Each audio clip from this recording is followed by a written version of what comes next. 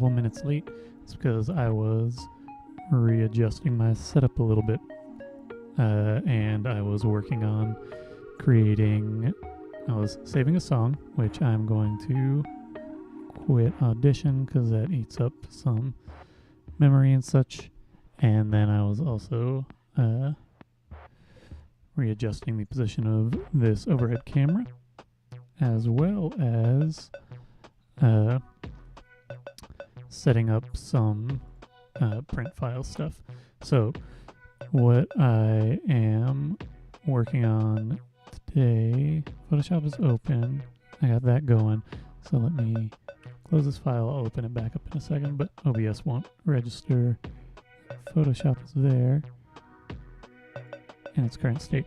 Okay, so what I am working on today is, yesterday I had this transitional thing where it's going from the painted elements into a section where it's drawn with paint markers. Where are the paint markers? Oh, it's just under here. So these paint markers, and let me turn this off and that off so you can see the paint markers. Using these paint markers on transparency as opposed to painting it on with brush and acrylic ink. And so the main focus from this set is this sort of orangish yellow, transitions from that cube form into a circle drawn with this guy. And I want to not use as much transparency stuff, and for this sort of animation, it can be a little bit rougher. I'm not referencing 3D things that I'm trying to be pretty tight on, and it's more exact. So I'm going to do a mixture of these paint markers, and in order to save on transparency, I was changing what the grid format was. So for previous ones, let me pull up Photoshop and flip this tape. No, that's the end of this tape. So many in-betweens. Okay, putting on a new tape.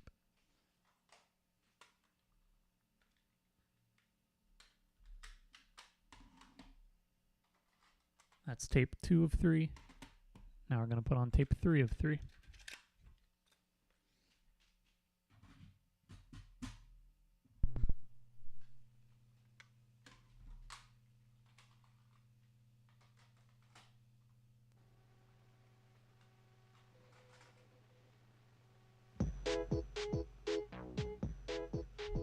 It's a little happier sounding. Okay, so now I'm gonna move into Photoshop and show you what I'm talking about for alignment and stuff.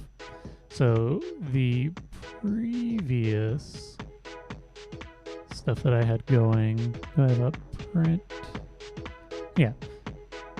Oh, it got moved or deleted. I think I changed the name of it. Freehand print. Okay, so for painting these really crisp, clean lines, or crisp enough at the scale, this is an 8.5 by 11 sheet of paper, give or take a tiny bit. And each of these, I'm gonna have to put those marks too, or maybe I'll just make them gray. I'm figuring things out a little bit in my head as I'm working through this, but to work with it, this was 8 stills per page, which means that it takes a little under 4. And what I want to see is if I can get away with it being back to 30, which will make much smaller sections. Each one of these ends up being about an inch and change wide. I should really work with this larger, shouldn't I?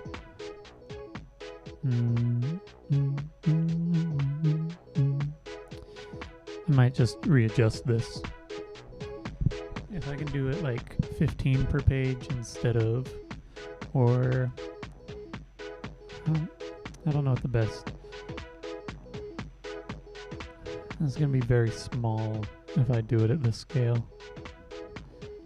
Because that's 5 across on 8.5 by 11. It's less than 2 inches per space, but you know what? I'm just going to try it. Let's do a transitional bit out of it. So what I need to do now is I'm going to open up the last frame from the last animation and just put that into this grid as every still. And not paint marker, I need to go into Cube TO stills and get still 30. So this was the last still from the last animation, and this I need to just put into these spaces, but to make it easier to see, I'm gonna just make it, I think I'll make it a black outline, white in the middle, and then gray on the outside. So really I just need to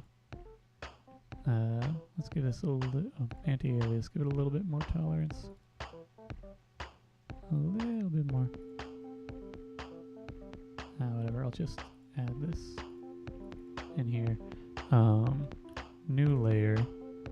Let's stroke this exterior 10 pixels. Is that large enough? Should be good.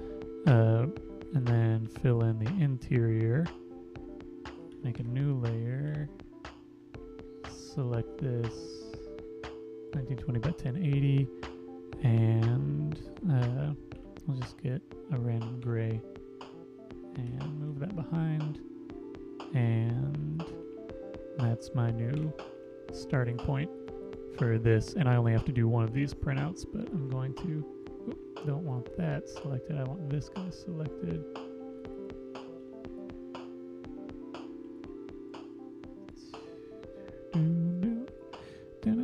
This is sort of jumping back to how I started on this series of animations. Ooh, what happened there? Computer's running a little slow.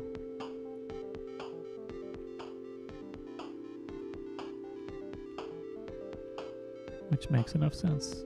Why is it doing that? Is it really just like not accepting? It's doing some weird little bits. That's there. Okay. Now it shouldn't be an issue. 144 down. Did various math bits to where I can print this out. And it should all work. And I'm going to save this as a print file. And then I'm going to print this. Let's scale to fit the media. And I should only have to do one of these prints. So don't print 4 of these. Print just one. And this should be enough for me. So I'm going to run to my printer, grab it. That's all of 10 feet away.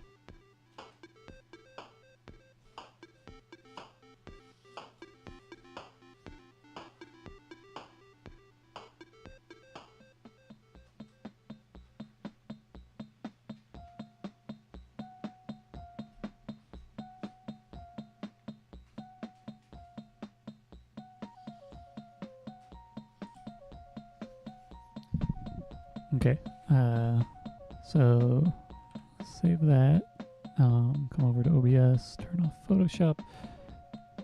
Now you get some more raying happening. I don't know if it shows up for other bit, but also it's printed with some ghosting. But you can see that it's 30 frames, which is the number of frames that I've been working with. This is an okay scale. Let me double check that this is 30 frames so I don't 1, 2, 3, 4, 5, 6, 7, 8, 9, 10, 11, 12, 13, 14, 15, and it's doubled for the second bit, so 30 frames. This is just a reference point. What I'm going to be doing is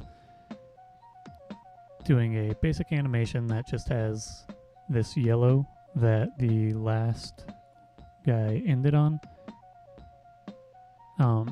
Taking that and doing some sort of simple animation of the circle doing something and then returning back to the starting point.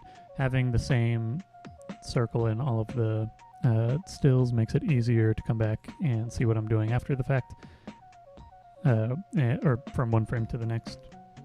I don't always talk so great, but I'm gonna do that, make sure it's dry, scan it, come back, do another round of some simple animation that starts and ends the same way on top of the first one, and then do it a couple times, and then what I'll end up with is a series of animations that build up, and I'll start and end the same way. And that's much faster and easier than the 3D thing that I've been doing, but it's just different approach. So next stage, I'm going to put on rubber gloves because these markers in particular are finicky for how much it resists skin oil, and mark it up and then start animating. But this will be more of a freehand deal that moves a lot faster than the other one, and you can see a little bit more of what's happening. So gloves on, transparency, tape it down, mark it up how I need to, and then start into animating.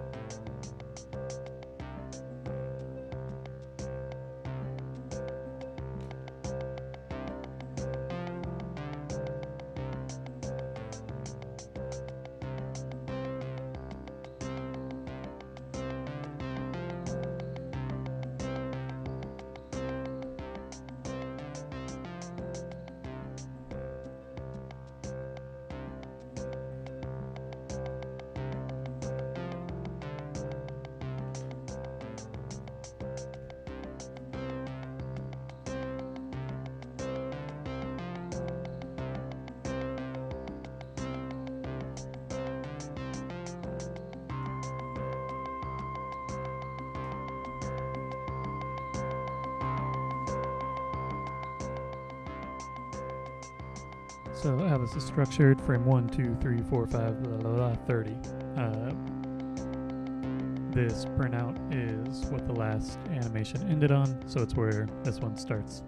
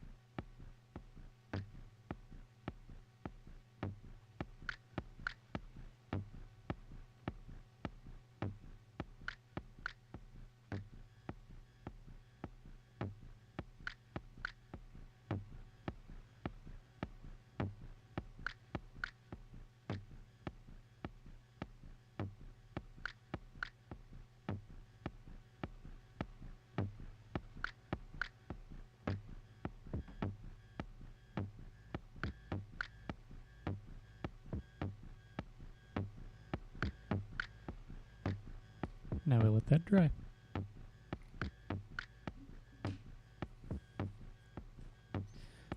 Takes a sec to dry because it doesn't absorb any of the moisture into the plastic. It's all on the surface. But yeah, so let this dry a little bit, and then I'll come back in and add another color after I scan it. So that'll be kind of boring for the moment, but if you have any questions, feel free to ask them. And if you don't feel obliged. I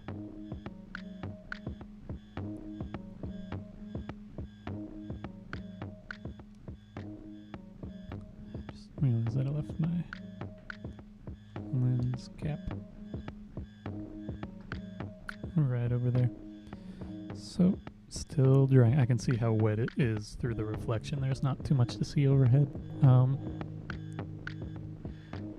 This is like the least tedious of like any animation process. This is freehand, loose, pretty fast. I have a setup to where I don't have to record each frame by frame. Where do I get inspiration? Right now it's a lot of process-based sort of things. I like going in format or giving myself some sort of structure. In the case of this, what I've been working on are 30 frame loops that build and change or transition into one another, which I am slowly building up enough of to add to, or to set to music that I have. Not what you're hearing right now, but I have a few tapes that I just have like long mixes of, and there's a 45-minute mix that I like that is all 120 beats per minute, and I typically work at 15 frames per second, which is a bit of an anomaly of animation. Most things aren't running at that frame rate. It's a weird one. Traditionally it would be about 12 frames per second, and but I learned how to animate sort of self-taught elements of it by rotoscoping over video footage, and most video footage is shot at 30 frames per second. And so if you're animating on the twos, meaning every other frame, or traditionally exposing 2 frames of film, it means that you'd be, if you're animating on the twos on a 30 frame per second thing, then you're animating at 15 frames per second. So this being 30 frames, animating at 15 frames per second means that this loop will be 2 seconds long, which if you're dealing with songs that are all 120 beats per minute, that's 1 beat every half second, so 2 seconds is 4 beats. So editing these 2-second loops to a long mix that is 120 beats per minute means that each of these loops is 4 beats, so it's dun dun dun dun dun dun dun dun.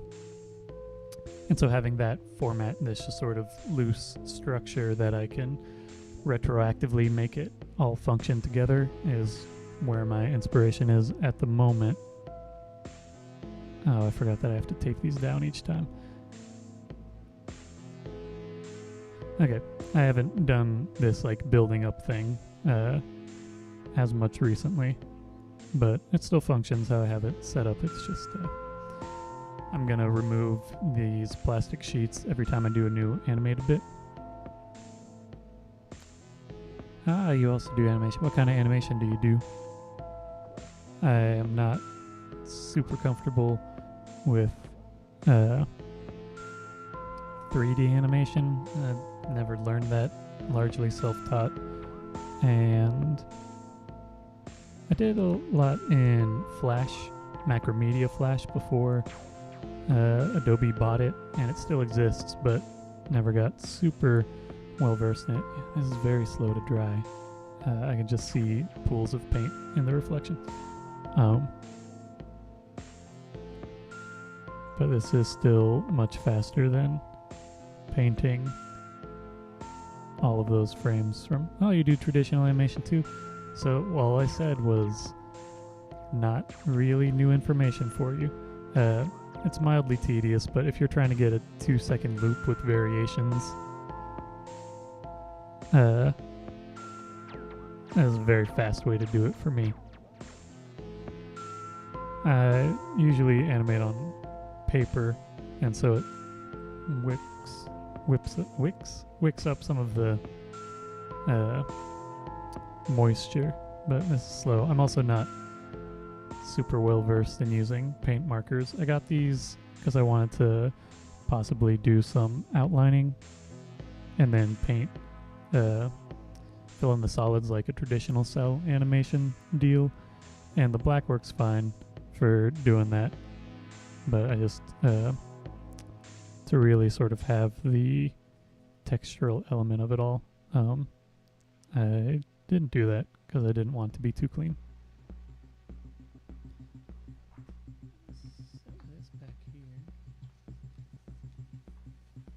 This is also, if I'm switching over to the thinner markers, I think it won't pool quite as much of the I guess it's pigment or whatever. It's really, you can't see it, but these two have just little wet, I guess this third one as well. I think that's when I sort of reactivated the nib of the marker, and so it'll be more opaque in this section. This one also has a big pool of moisture. Let's see if this helps at all. I don't know that it will or won't, but it can't hurt it. It just might make it dry a little weirder.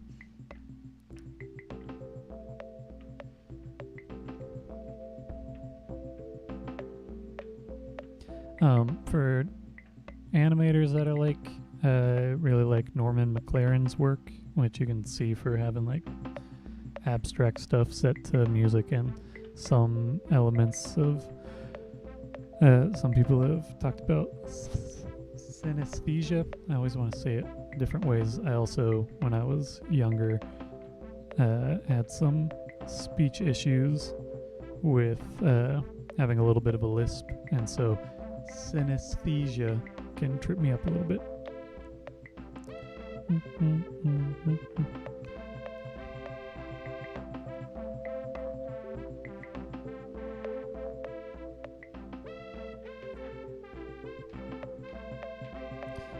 Well, that's still drying. I'll just show the recent stills, I guess, from previous animations.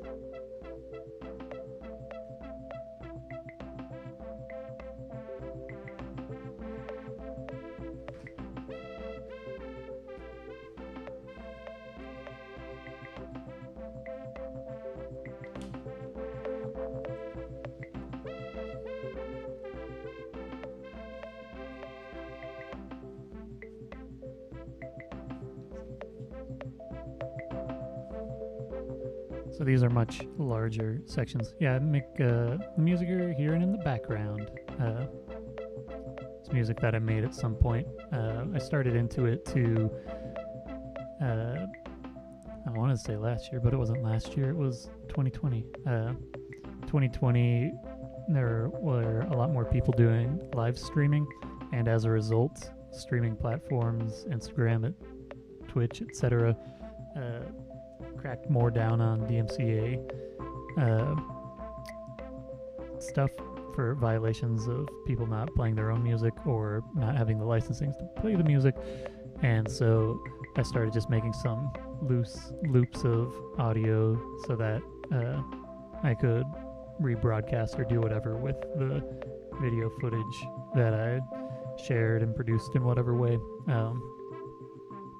And it's sort of freeing to just have your own stuff.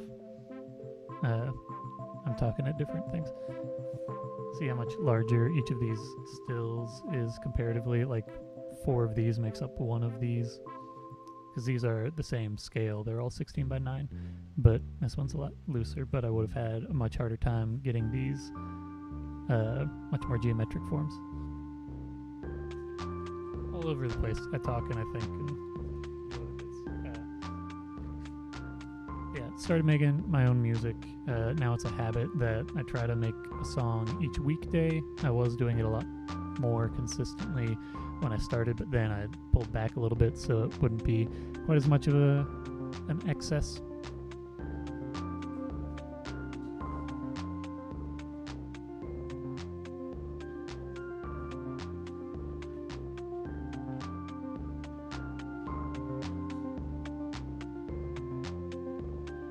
But I've been making decent crop of music for a while. It's all instrumental bits. This one's almost dry. It's just this last little section.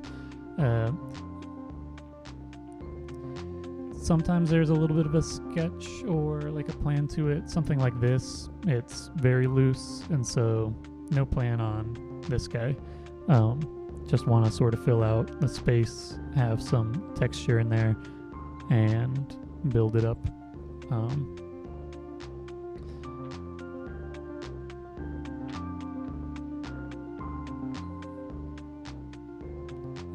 When it's just abstract, do what it is, straight ahead stuff,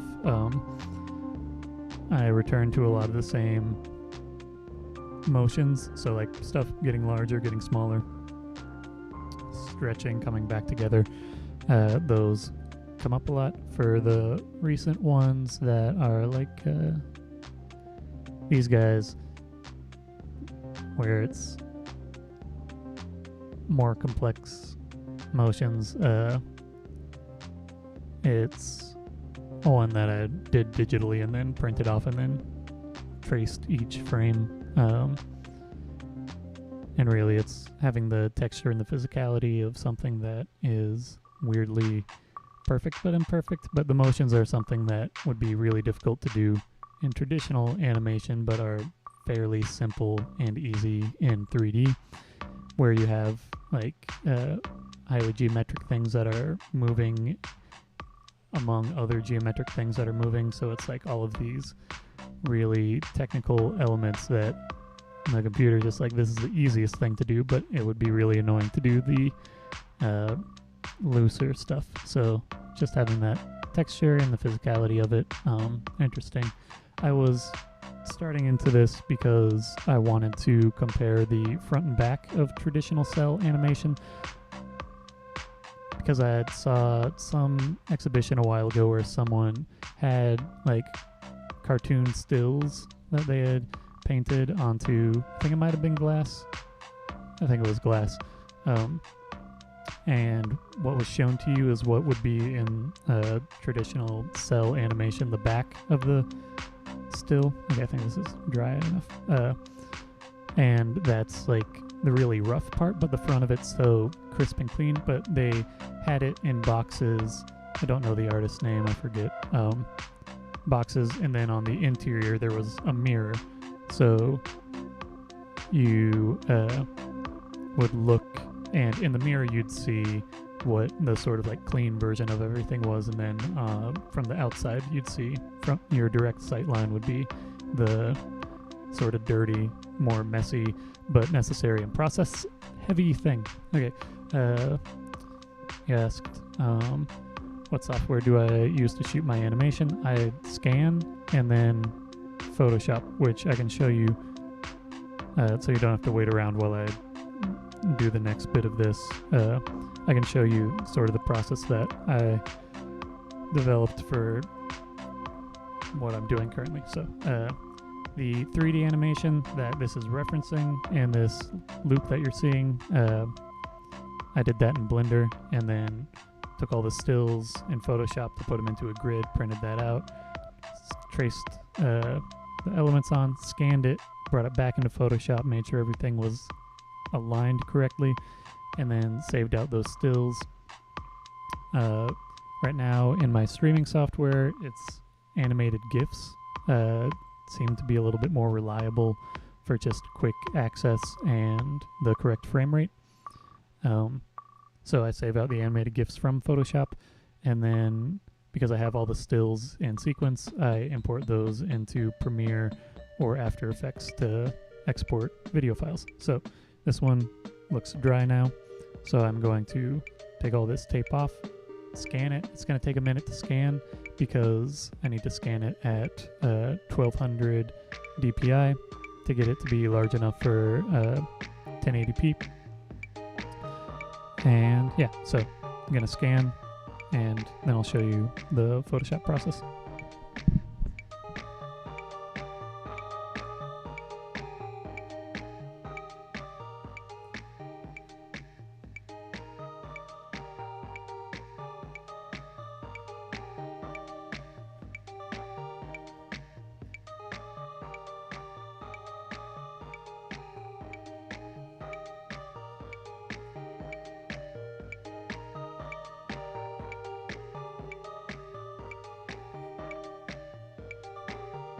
And I'm wearing gloves because the oil on plastic leaves marks and makes it so the marker resists the oil.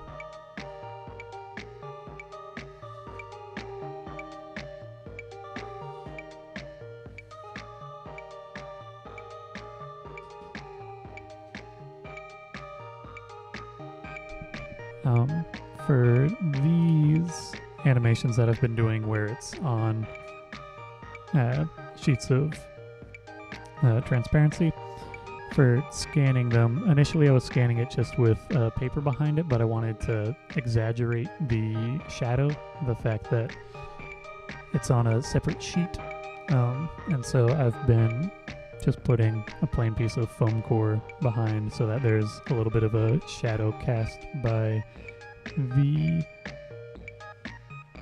scanner itself. So close this up and it's on. I'm gonna have to do some file naming in a moment. Also, I have to restart my scanner. Sometimes it acts up when it's been on for a minute.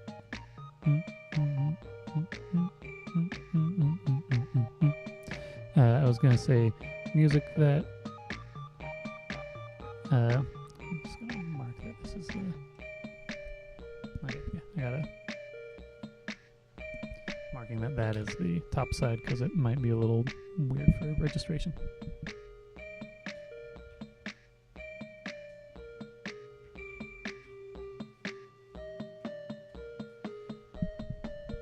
I talk and then I say other stuff and then I come back.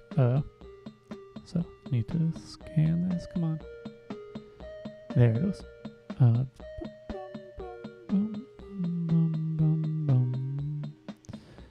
Desktop.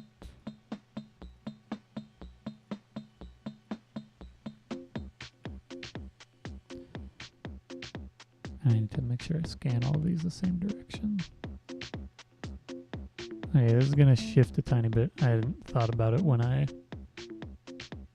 organized these. The orientation of the previous stills was vertical, which means that the shadow cast has been like sort of up and to the right.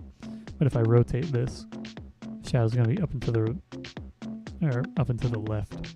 So that'll be a little bit of a shift. It's actually down. Anyway, let me save this still. It'll take a minute to scan it.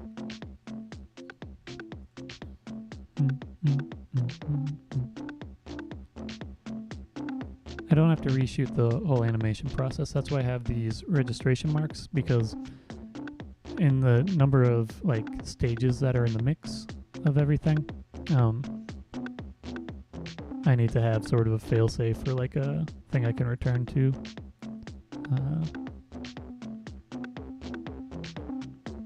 And so I have those registration marks, and those are they square up the scan. Scans. Choose this folder. Did I change the date? I did. Scans-01. Okay. Everything good? Everything should be good. 1200. Okay. this will take a little bit to scan.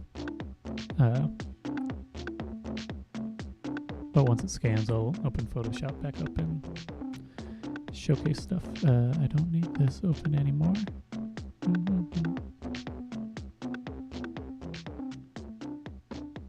Another thing that's advantageous about doing this sort of freehand animation is mistakes are a lot more forgiving. If everything needs to be super perfect, if you make one mistake, then it's far more apparent than if everything's kind of good or like loose and textured. Then you can make more mistakes.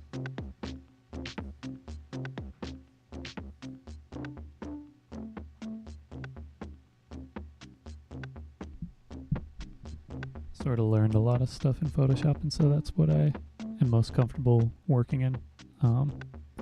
Slowly scanning this bit. I was gonna say about the music that I make, I've just been using Korg Gadget, which is I've been using it just on my Nintendo Switch, and then I save stuff out to cassette tapes or record to cassette tapes and then save those digitally, and I have those available like on Spotify and stuff if you want to check them out there. The background tapes right now are ones that I edited down to have a little bit better of a style of music for the background of streaming. Okay, finish scanning, so open Photoshop up, and then gonna open up that scan. It's a pretty large scan. I was like, what is the... So let me open up this scan.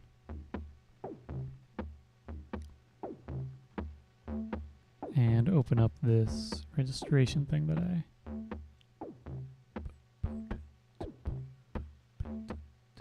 Okay, online. So next step is to square this up, and easiest way I have for that is I've got these registration marks in the corners. Drag a ruler over to it, and I do it sort of one at a time. So here's this guy and this guy, and if we scroll down, you can see that it's pretty off, so I need to adjust that.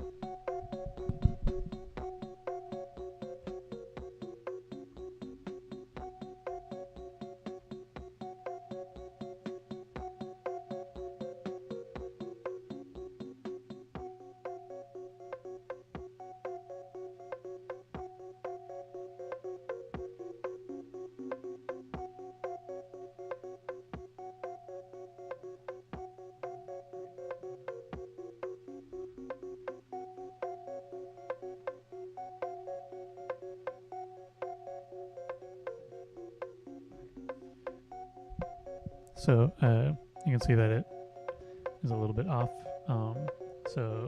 But I have this point up here, so I'm gonna duplicate that layer, transform it, and change the anchor point to being the middle of this crosshairs here, and then just adjust this alignment.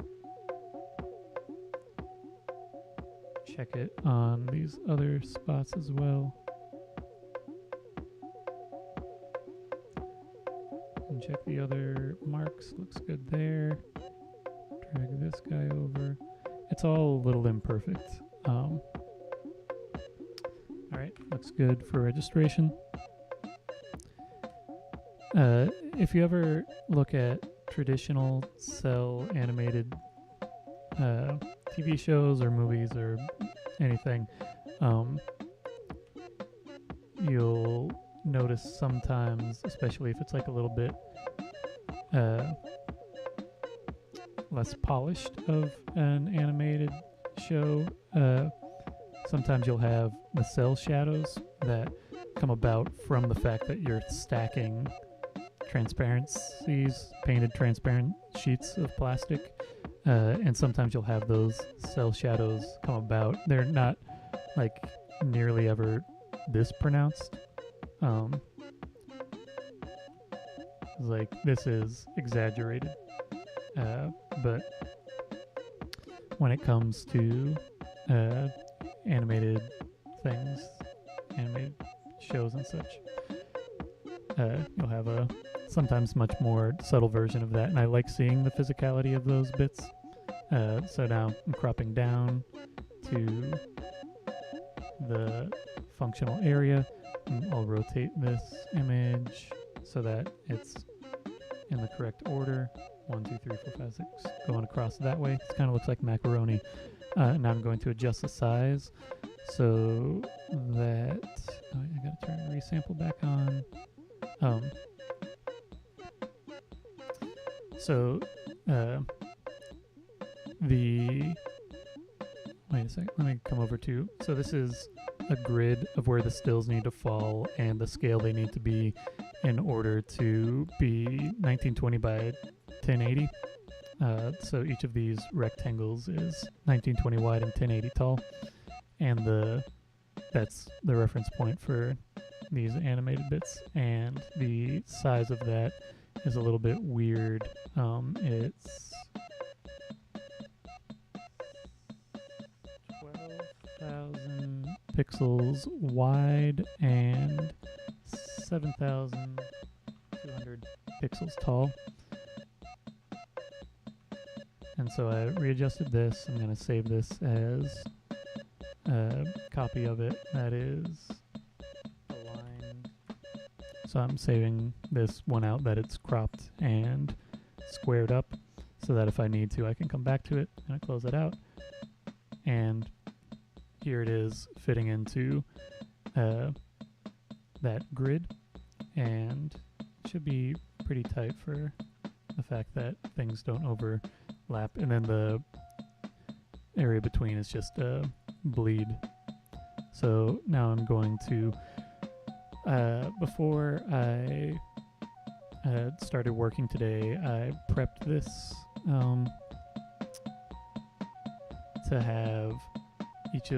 to have this alignment sort of deal, this alignment file. And what I did was did all the math to make sure that it worked out, that it would be the right scale for printing. I could scale it down a tiny bit and it would work correctly, and made this grid, and I went in and created slices in each of these rectangles. So there's 30 slices that I made, and that's what each of these numbered things are. And what I'm going to do now is save this for web and devices, which is not something that is really practical for this, but it's where it makes the most sense for me, and I don't have to like align a bunch of things at once or save out a bunch of individual stills. I just save it as a grid all at once.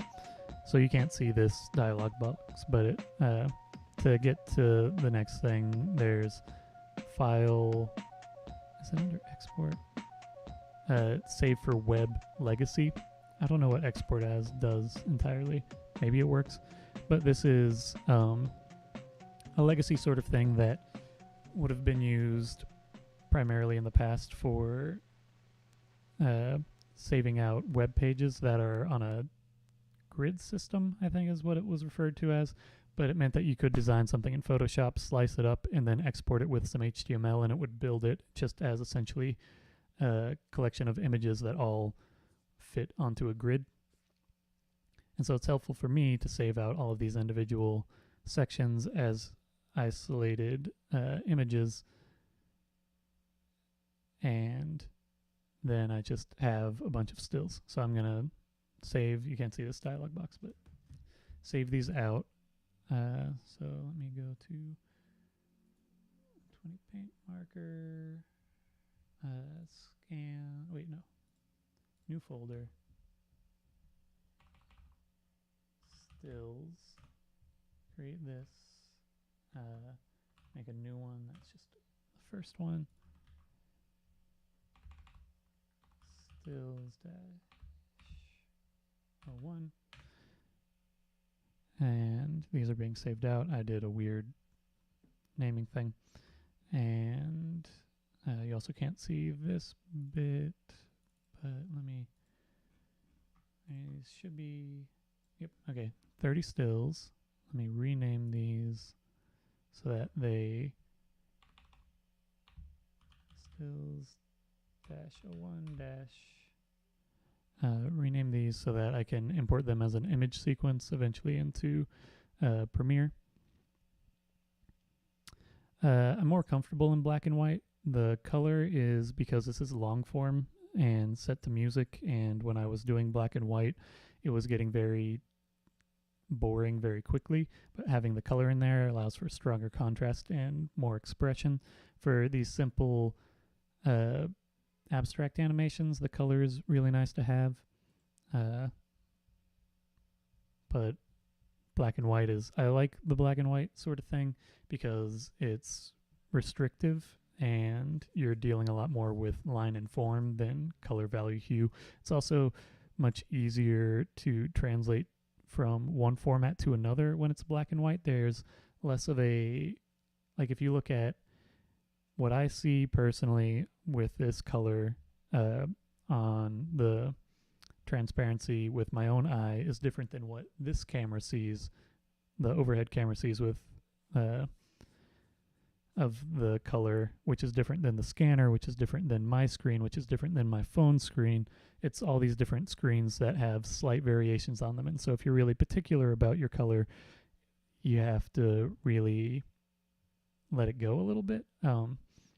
With black and white, on any device, what's black and what's white is generally understood to be the same, even if they appear differently, like a slightly different color or like light temperature for whatever device you're looking at.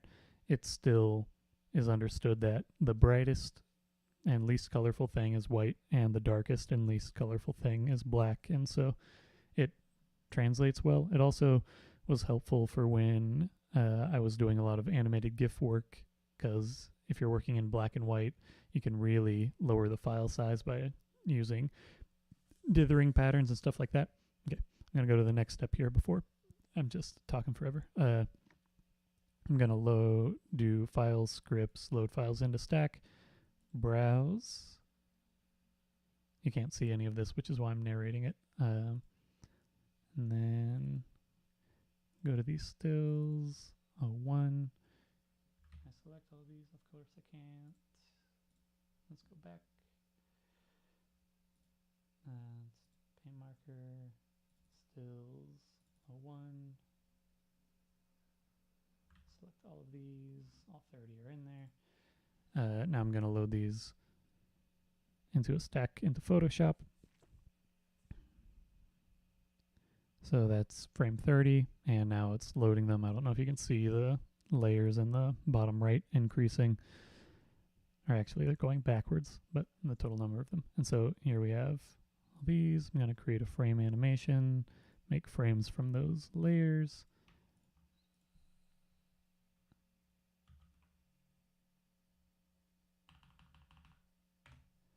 As soon as this is done, it should be available to watch on YouTube. If you want a more in-depth tutorial about some stuff, I have those on my Patreon. But for anything on YouTube, after I finish streaming, it goes up on there. So if you go to, I've got a playlist of live streams. You can see previous streams where it's tracing over the 3D animated bits. Thinking in different ways. Okay, and reverse these frames. And I'm going to adjust the size so it's just a little bit smaller of a file. Divided by 2. And then save for web and devices. Switch this over to be an animated GIF, not a JPEG. And you'll see it. But yeah, it'll be available on my channel once this is done. Okay, let's save this out. And this is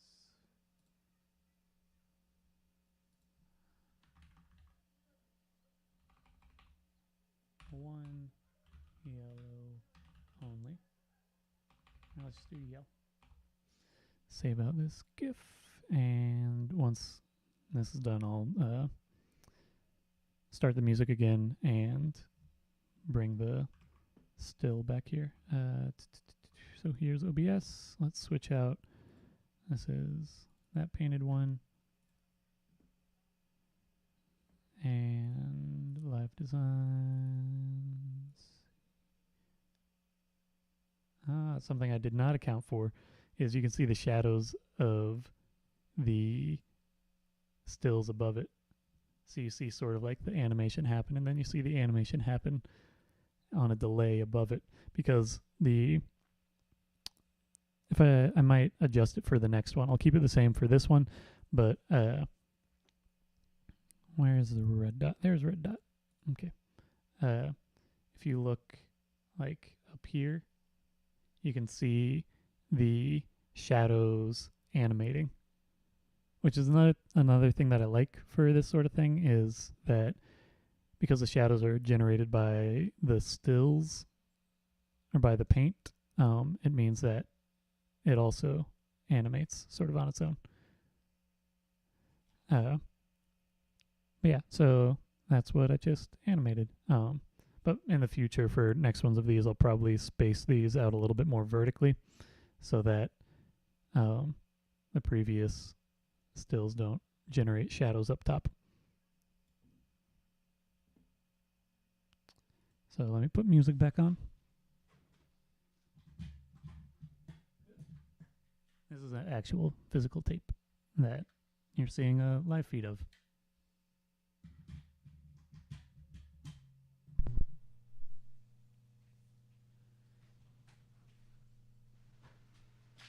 Let me turn off Photoshop.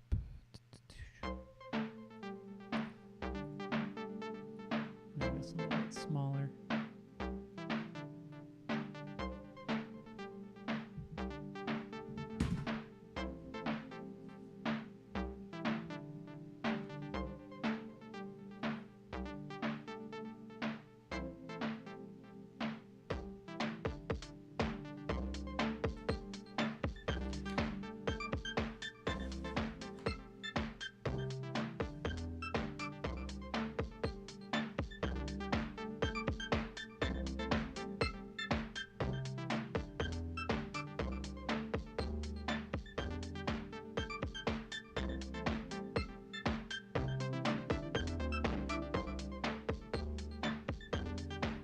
I don't think that I need to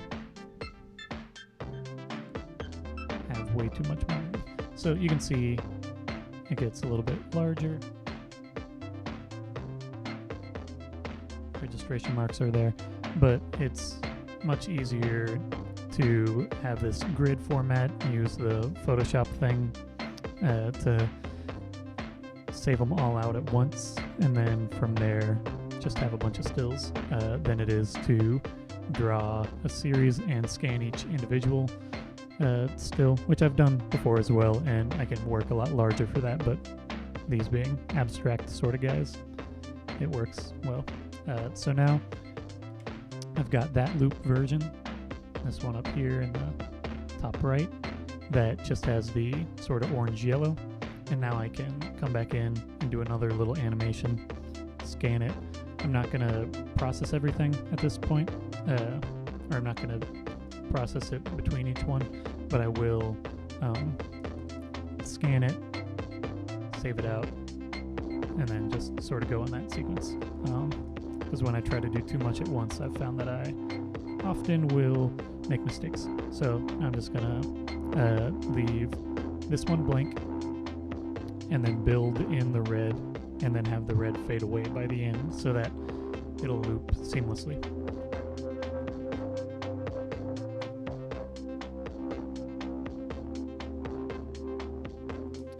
I like the physicality of the cassette tape. Also, if you're watching in real time, it shows that it's time progression if I do time lapse or stuff. These markers are ones that I just looked up what people liked for paint markers, and I bought 2 sets of 2 different brands, and they work nicely. I think, where are these? These are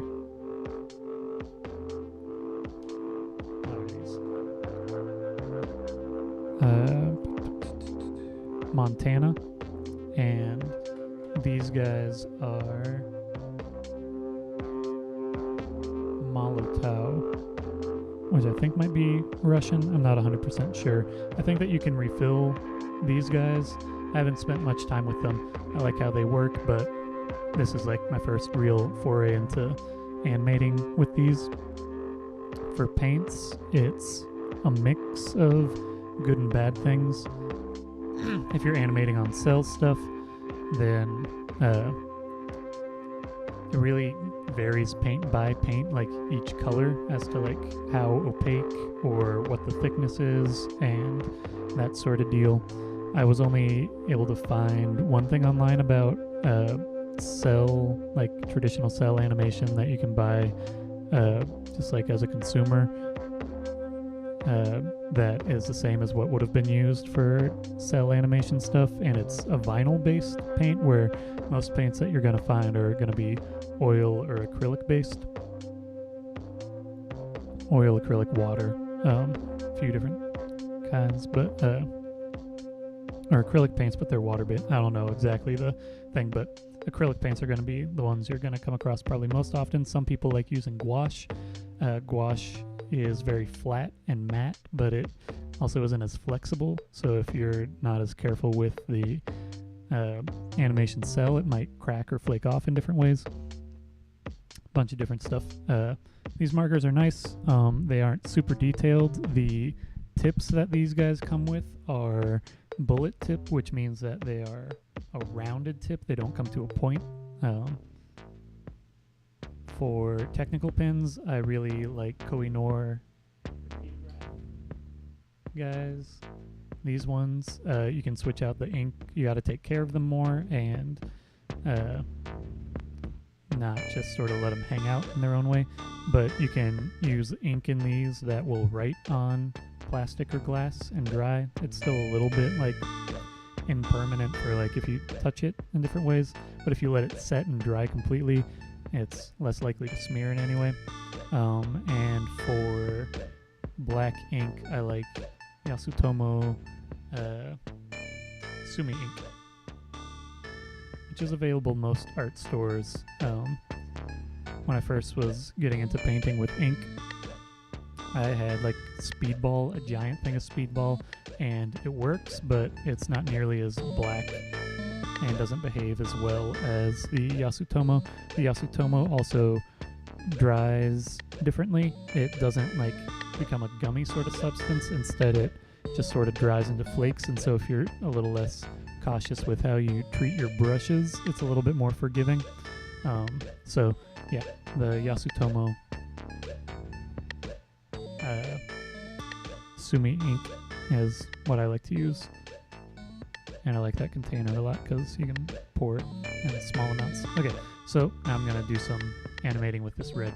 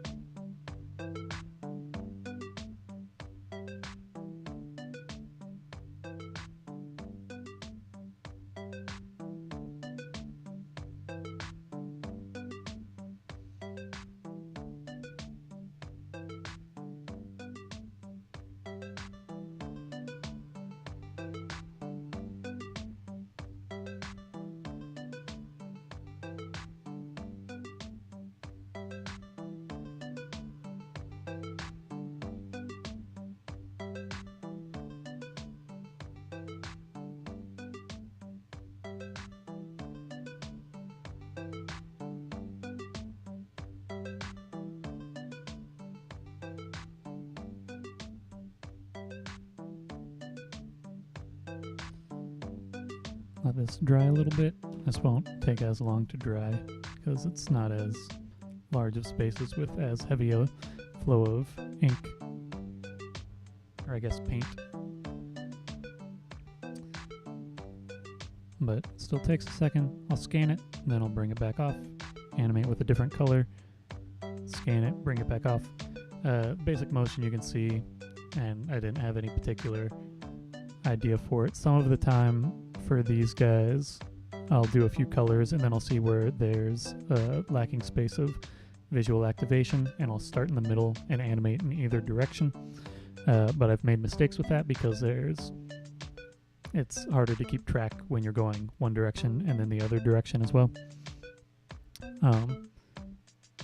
So letting this dry, it's almost there. It's much faster.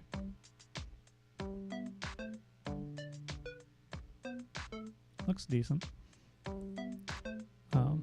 But scan, come back, and just sort of build it up a little bit. And it means that I can create a linear animation where you have just the yellow loop that's like right up here right now, and then it'll have one with the red, but it always returns back to this same starting point. So I can have it be like minimally active with just this yellow, then I can have the red, then I can have it come back, then I can have it with a bunch of colors, and I can make it build and slow with the music, however it works out for the edit.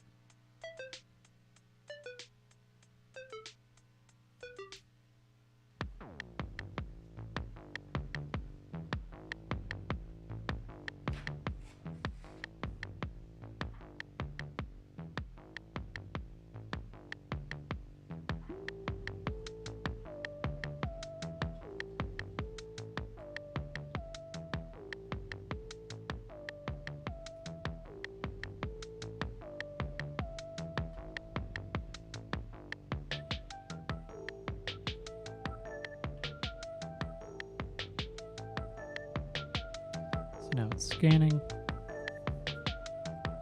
Hopefully it's scanning.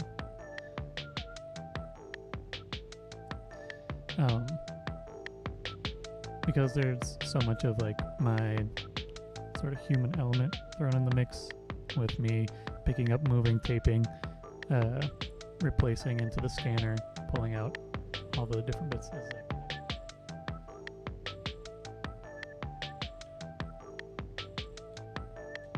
There's a lot of inconsistencies, and so having those registration points is good to do. I do not know why the frame rate jumped down that much for a second. I think it's because I was opening up the scanning application.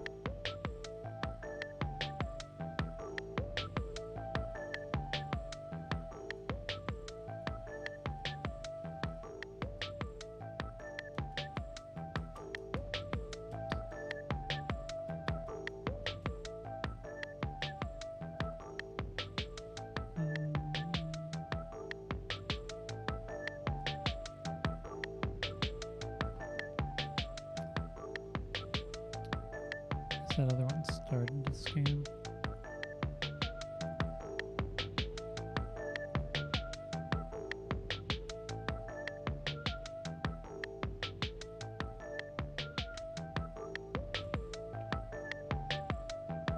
It's slow to scan, but you can get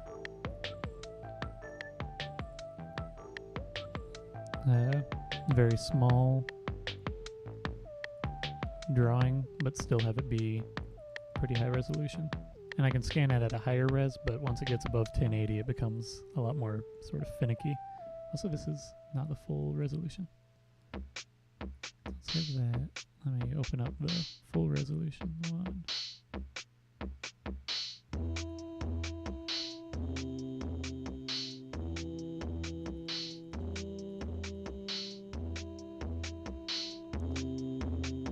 The paper texture is a little bit blurred because the scanner has a very narrow depth of field. Once you get like off of the surface, it immediately gets blurry. It's also why you have some sort of weird shapes on some of the shadows.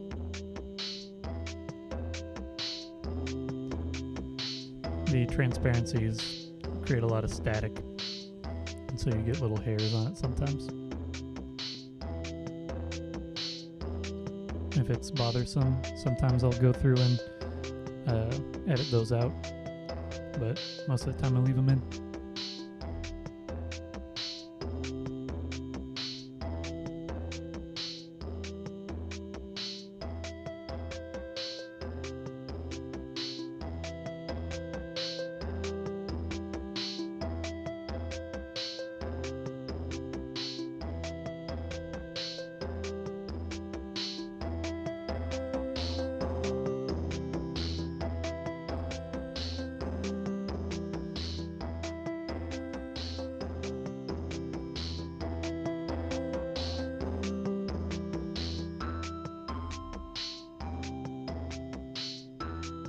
Before I forget,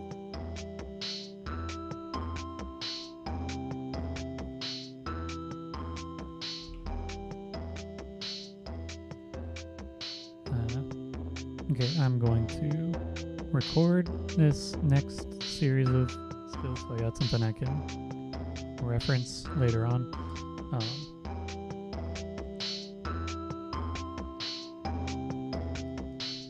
But it might slow down the frame rate a little bit, just FYI.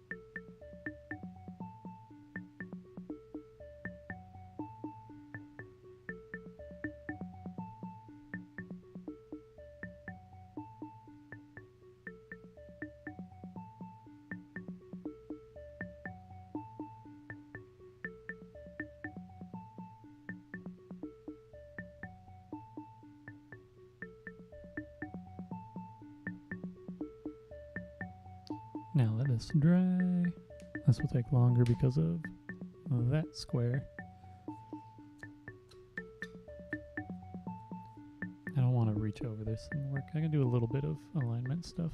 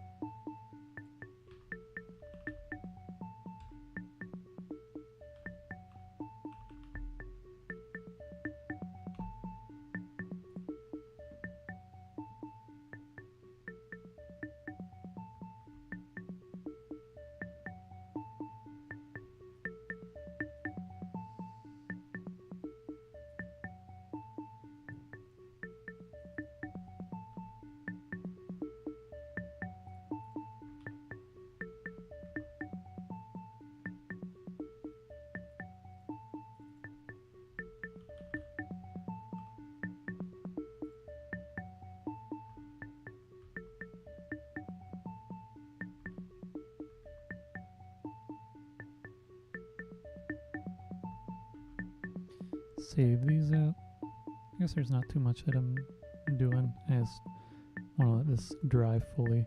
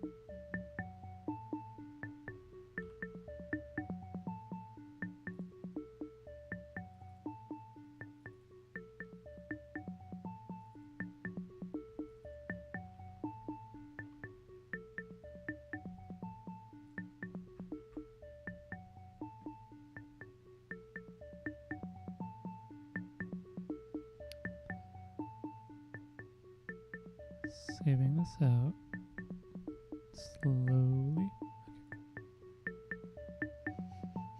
I'm working on a Mac.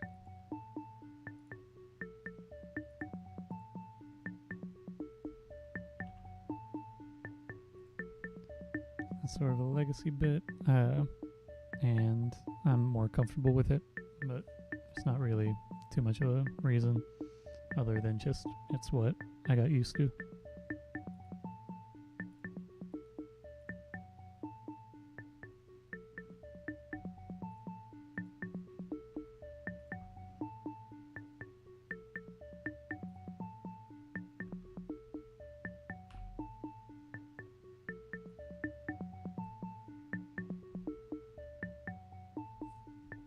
Can scan this now.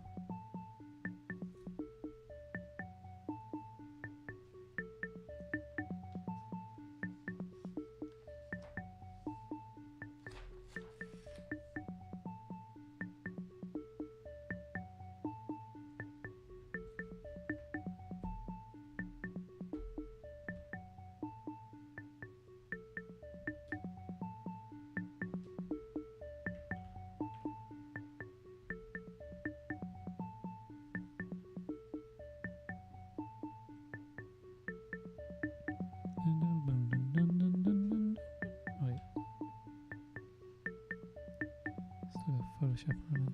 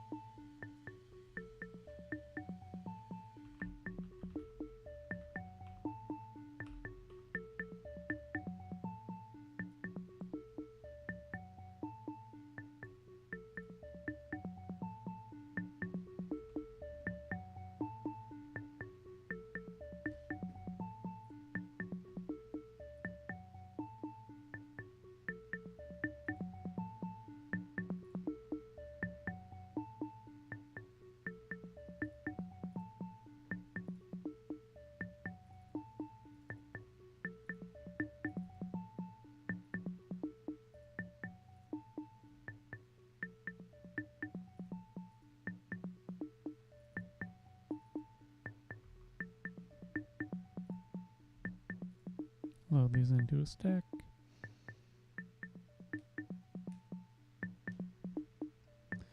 I think I might mess with, for greater contrast, I've got, I might mess with a light blue. Is the green already flowing? Green's already flowing, I think. Oh no, it's not. What about the blue?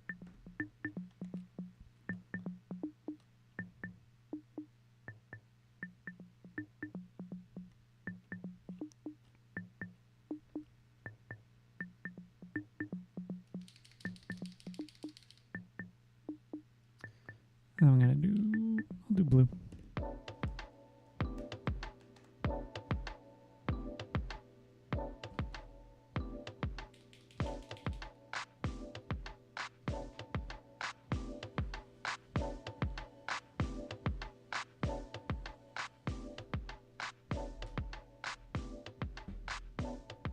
Several things happening. Any art book recommendations? I'm not great at that. I don't know. You can look at the animations of Norman McLaren. I don't collect a lot of art books.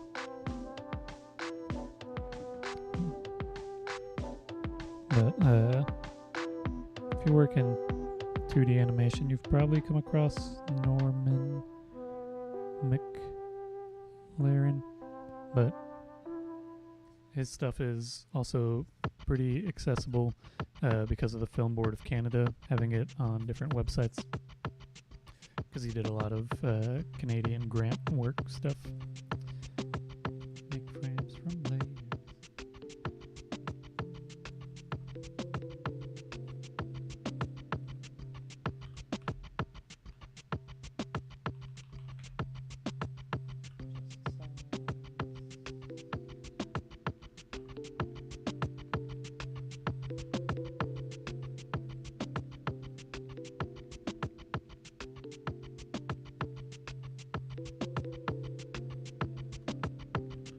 Save this out.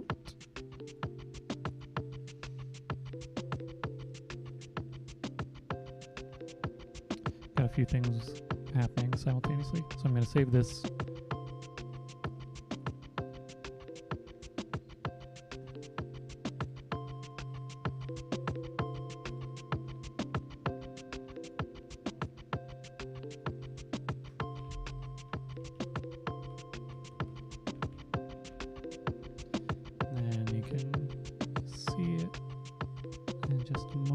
Once Photoshop saves it out.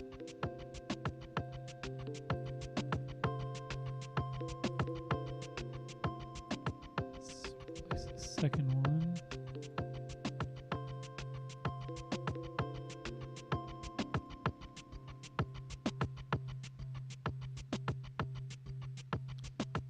So here it is, just yellow. And here it is with red.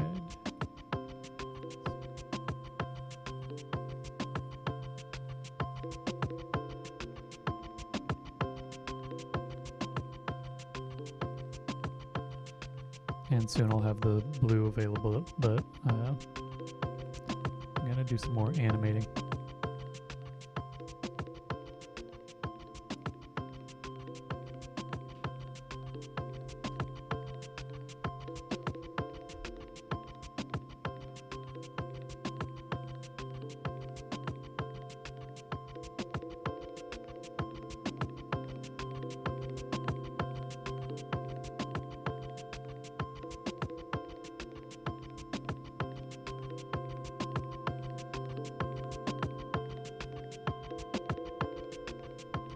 Thank you.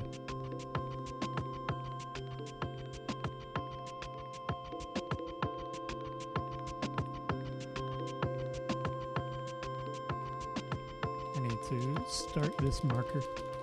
So I gotta shake it, then bleed into the nib. It's white, but the blue, it's starting to seep in.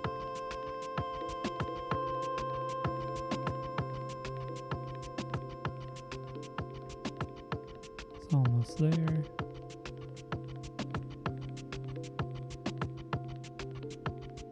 There it is.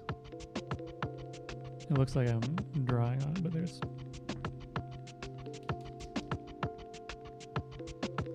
this plastic sheet on top. So let's go again.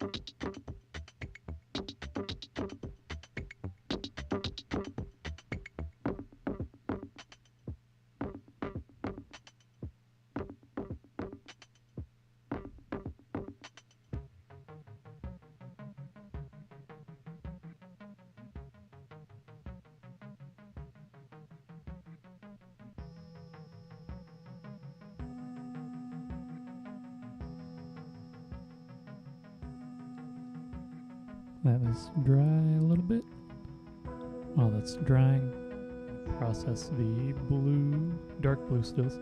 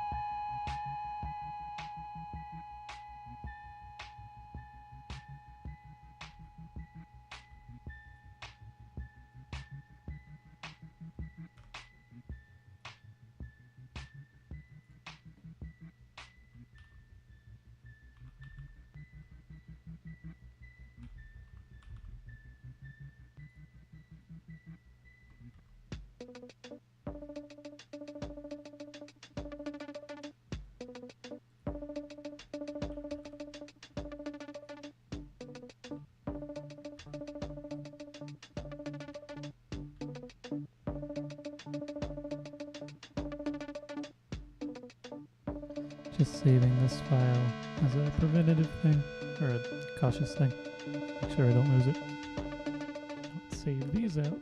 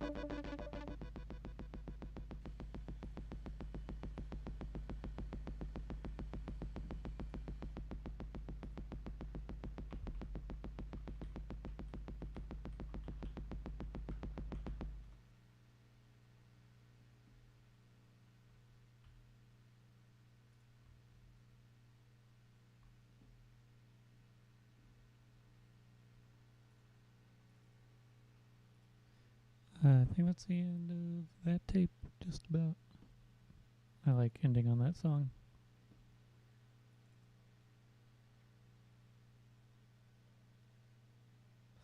So there's a JPEG. Okay.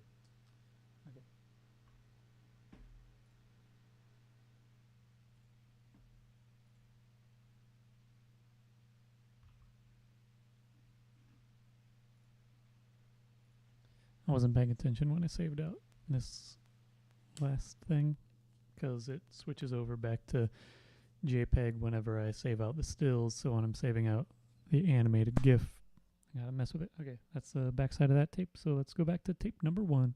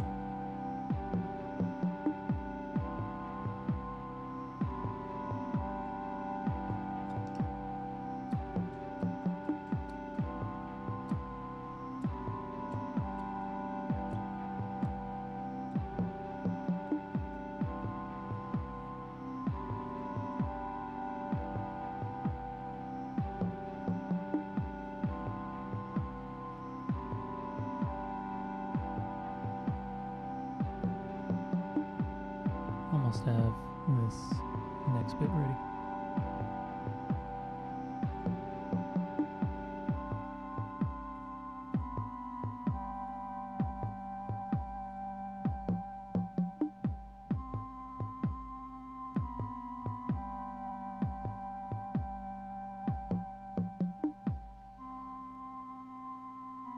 It gets more chaotic as more things get added. I'm gonna do at least green. What time is it? I can do green and another color. So let me turn off Photoshop.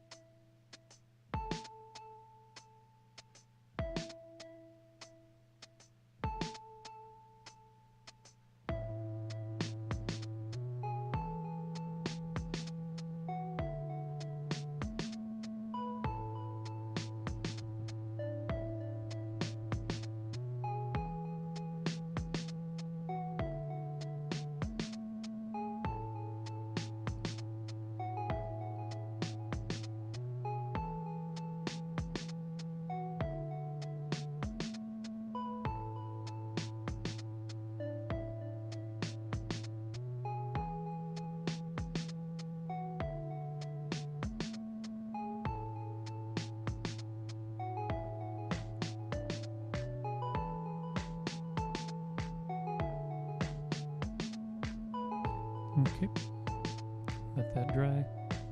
Work on the light blue frames.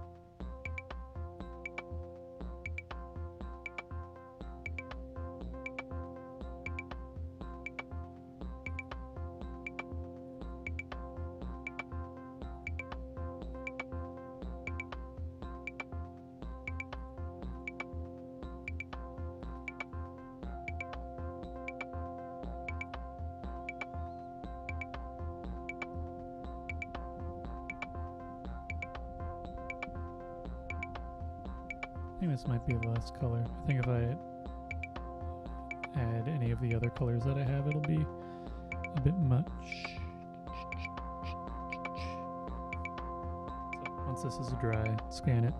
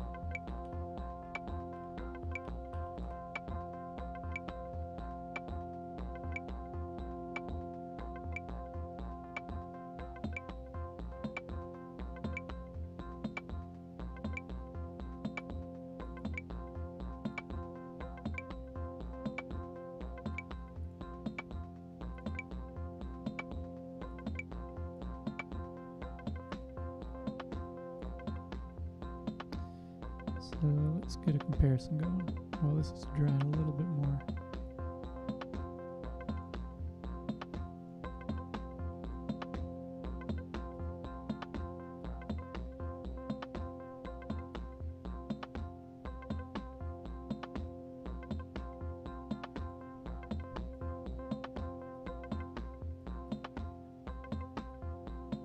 Frame rate went down a lot. Let's see if it'll get back up or not. Okay, now it's up to 30. So you can see 1, 2, 3, 4 going top left, top right, and left to right across the way. How it builds a little bit.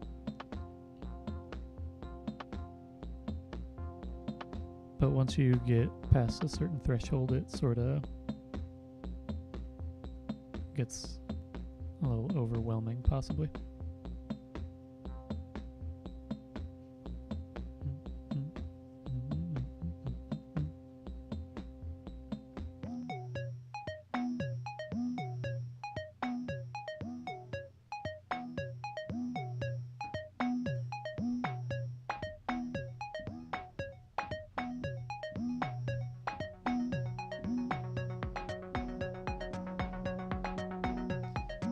Is this dry?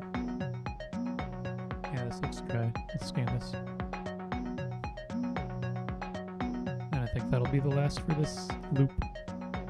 And then tomorrow I'll at least work on transition animation. That'll go from this circle to something new.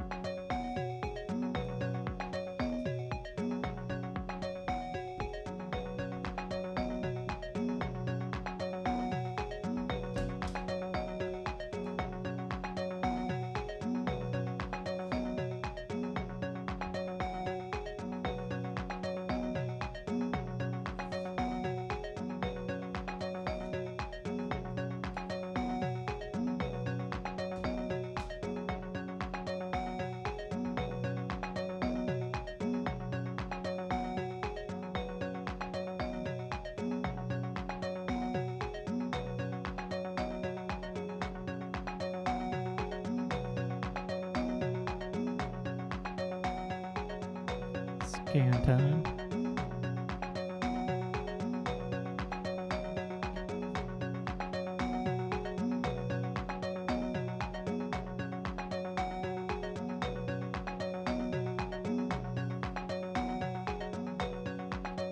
And while that's scanning, I'm gonna prep a manila folder.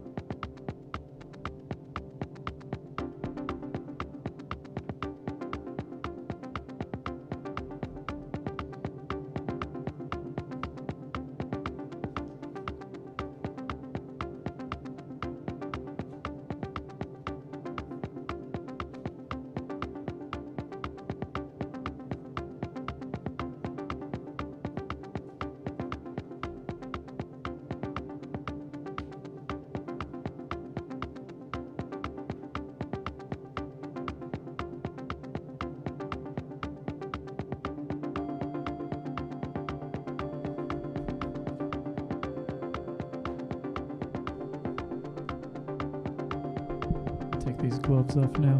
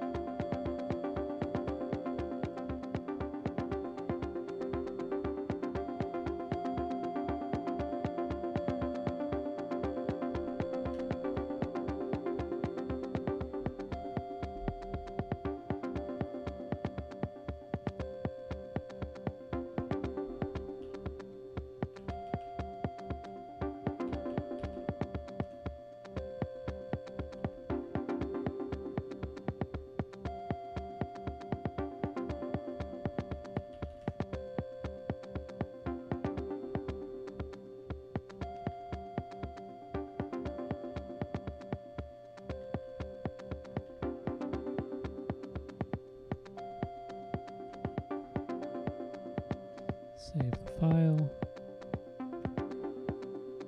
It's taking its time.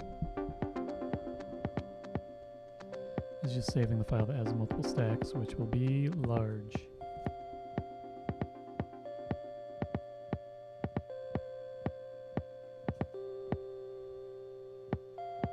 Maybe it might fail saving. Maybe like you gotta do it as a large.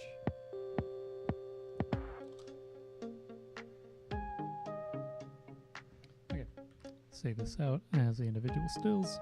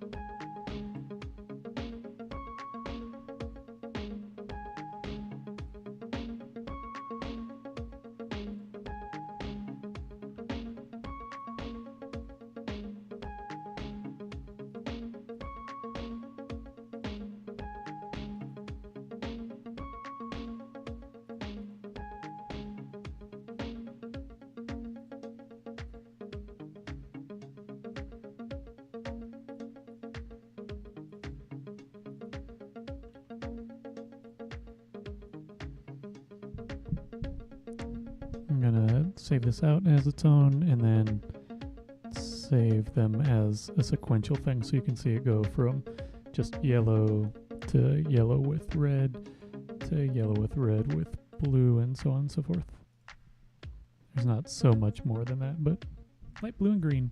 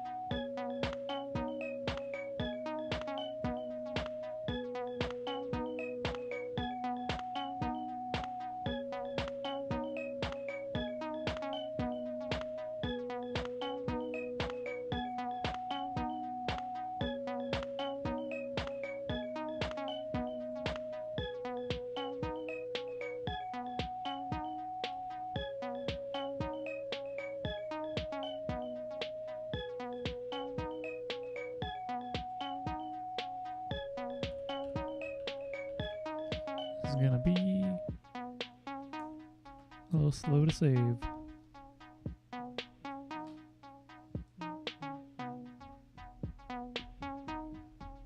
Because it's 150 frames.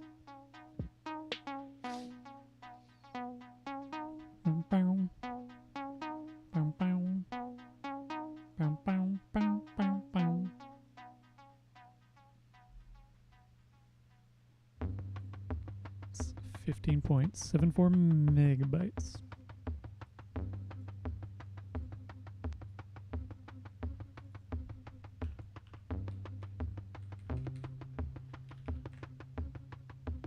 It'll play in OBS, but it's not gonna be practical to upload anywhere.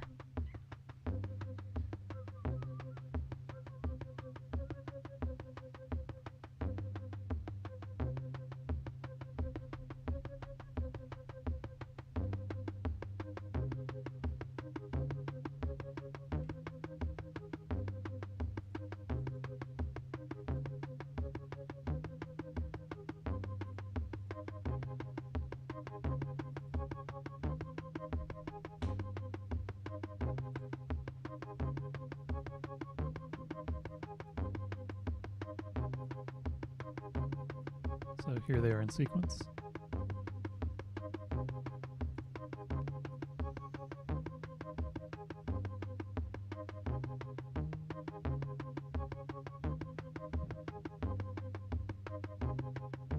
That green got pretty muddled with the color selection. Anyway, that's it for today. If I'll do a spiel of stuff. If you want to buy stuff from me, you can go to my web store, traceloops.com/store. If you want to purchase something and have it shipped outside of the US, you can email me, traceloops@traceloops.com. You can also email me with comments, concerns, questions, curiosities, commissions, etc., etc. Again, that is traceloops@traceloops.com. If you want to follow me on other platforms, you can follow me on Instagram, TikTok, Tumblr, Spotify. All of those places I am Traceloops, TRECELOOPS. If you want to watch this stream and previous streams, you can check out any that are from this year and moving forward, any additional ones on this YouTube channel. There's a playlist of live streams that I'm going to get better about naming them because they're a little bit broad.